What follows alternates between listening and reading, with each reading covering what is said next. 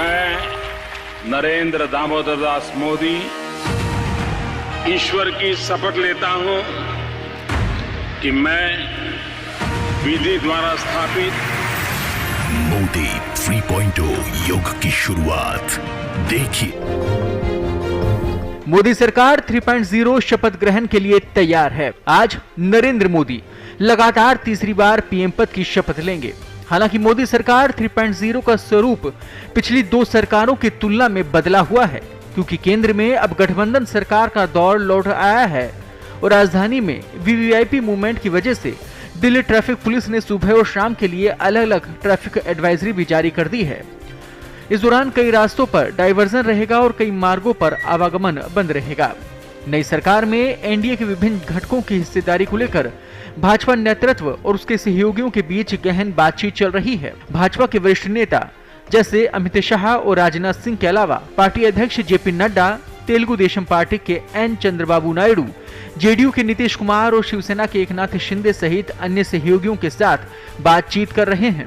ऐसा माना जा रहा है कि शिक्षा और संस्कृति के अलावा गृह, वित्त, रक्षा और विदेश जैसे अहम मंत्रालय भाजपा के पास ही रहेंगे, जबकि उसके सहयोगियों को 5 से 8 कैबिनेट बर्थ मिल सकते हैं।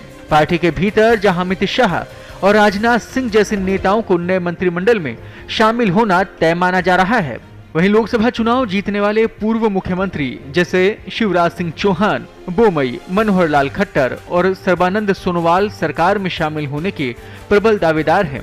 टीडीपी के राम मोहन नायडू, जेडीयू के ललन सिंह, संजय झा और रामनाथ ठाकुर और लोक जनशक्ति पार्टी के चिराग पासवान उन सहयोगियों में से हैं जो नई सरकार का हिस्सा हो सकते हैं।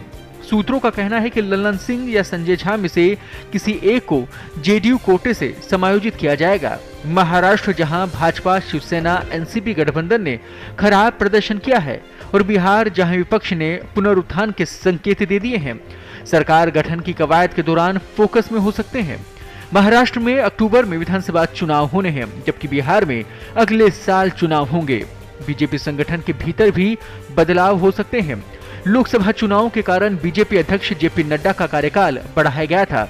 संगठनात्मक अनिवार्यताओं पर पार्टी महत्वपूर्ण रूप से विचार करेगी, क्योंकि चुनाव के नतीजों ने संकेत दे दिया है कि इस बार बड़ी मशीनरी के भीतर सब कुछ ठीक नहीं चल रहा।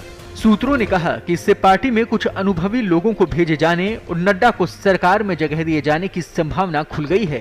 यानी जेपी नड्डा को लेकर बड़ा दांव खेला जा रहा है। इसके साथ ही कई नए चेहरे भी शामिल हो सकते हैं। नेहरू इकलौते ऐसे प्रधानमंत्री हैं जो आजादी के बाद लगातार 3 चुनाव में पीएम पद पर रहे और ऐसे में अब प्रधानमंत्री नरेंद्र मोदी उस पद तक पहुंच रहे हैं। लोकसभा चुनाव के अपने प्रदर्शन में गिरावट के बाद बीजेपी निरंतरता का संकेत देने और राजनीतिक कमजोरी की किसी भी धारणा को दूर करने के लिए उत्सुक है, क्योंकि उसकी सीटों की संख्या 303 से गिरकर 240 हो गई है, जो बहुमत के आंकड़े 272 से काफी कम है।